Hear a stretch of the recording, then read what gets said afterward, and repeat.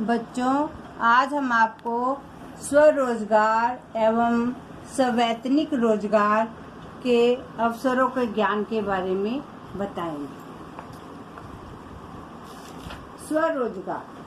स्वरोजगार का अर्थ है कि अपने बुद्धि विवेक के द्वारा अपना व्यवसाय स्थापित करना।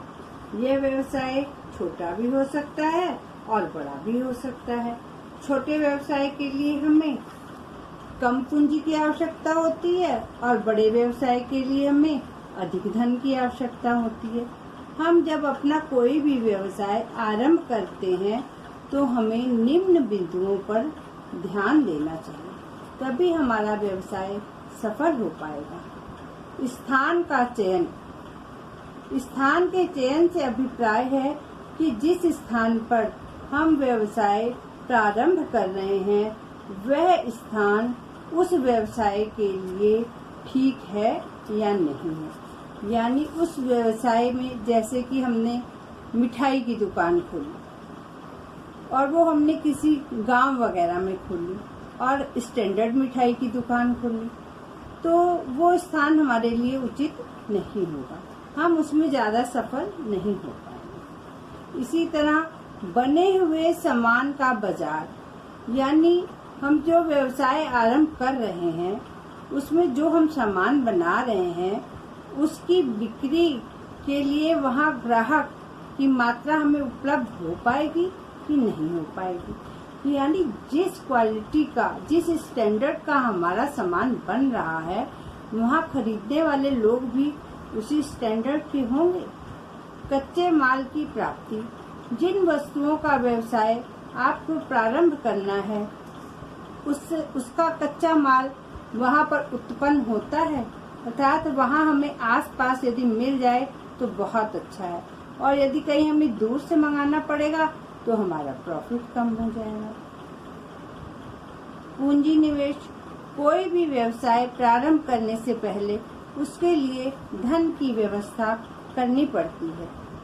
आपको व्यवसाय के हिसाब से ही पूंजी निवेश करनी पड़ती है। यदि व्यवसाय छोटा होता है तो पूंजी भी छोटी लगानी पड़ती है, और यदि व्यवसाय बड़ा है तो हमें पूंजी भी अधिक लगानी पड़ती है, और व्यवसाय बढ़ रहा है तो हम पूंजी का निवेश बढ़ाकर व्यवसाय और अधिक बढ़ा सकते हैं। लाभ का ज्ञान, हम जो व्यवसाय कर रहे हैं उसमें हम कितना लाभ कमा सकते हैं, यह तो हमारे बुद्धि और विवेक पर ही निर्भर करता है कि हम कितना धन लगा करके और कितना उसमें लाभ कमा सकते हैं। व्यवसाय की सुरक्षा करना भी एक महत्वपूर्ण विषय है कि जो व्यवसाय हमने शुरू किया है कोई अन्य व्यक्ति वहाँ पर वैसा ही व्यवसाय प्रारंभ करता है तो क्या हमारा व्यवसाय लाभप्रद स्थिति में चलता रहेगा, इस बात को भी हमें सोचना चाहिए। बचे माल की खपत, यदि कोई खाद्य पदार्थ बच जाता है तो दूसरे दिन उसकी खपत करनी होती है। उस वस्तु विशेष की दूसरे दिन क्या संभावना है कि वह खराब तो नहीं हो जाएगी, ताकि लागत मूल्य में हानि न उठानी पड़े। भंडारण का ज्ञान, यदि वस्तुएं अधिक बन गई हैं तो उसके रख रखाव का प्रबंध भी करना होता है। इस बात की पूर्ण जानकारी हमको होनी चाहिए। स्वरोजगार में अपने व्यवसाय के सारे निर्णय हमें स्वयं लेने होते हैं तथा उससे जो लाभ या हानि होता है वह भी हमें ही बर्दाश्त करना पड़ता है। इसलिए हम बहुत सोच समझ कर निर्णय लेते हैं। और दूसरा है सवैतनिक सेवा।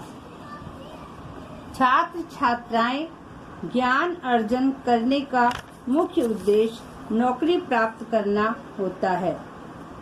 स्पष्ट है कि करोड़ों की संख्या में शिक्षा प्राप्त कर रहे व्यक्तियों के लिए किसी भी देश की सरकार इनको नौकरी नहीं दे सकती, अतः जीविकोपार्जन के लिए व्यवसाय ही श्रेष्ठ है।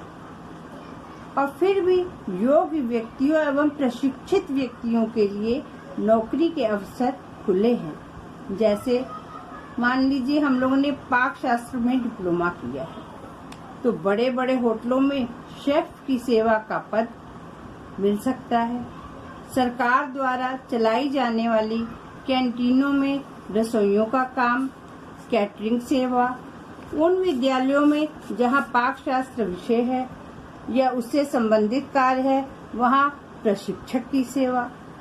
और लेकिन जो सवैतनिक सेवा है उसमें हमारी कोई टेंशन नहीं रहती, क्योंकि हमें जाना है, इतने घंटे काम करना है और उसके बाद हमको घर वापस आ जाना है।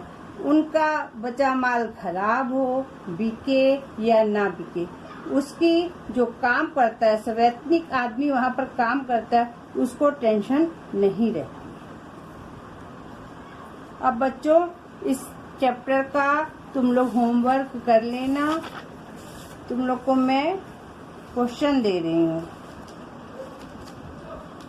सवैतनिक एवं स्वरोजगार में क्या अंतर है?